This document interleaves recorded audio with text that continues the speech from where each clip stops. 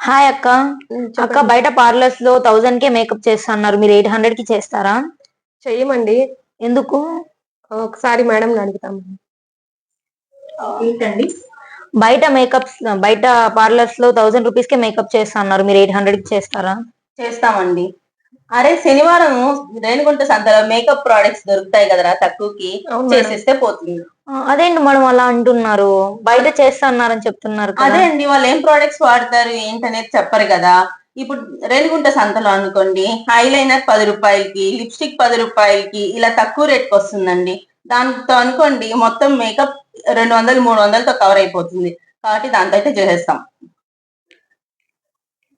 Makeup తక్కువ rate కి చేసే వాళ్ళు ప్రోడక్ట్ కూడా తక్కువ రేట్ కి అయి ఉండొచ్చు, లేదంటే వాళ్ళ టాలెంట్ ని మీ దగ్గర చూపించుకోవడానికన్నా చేయొచ్చు.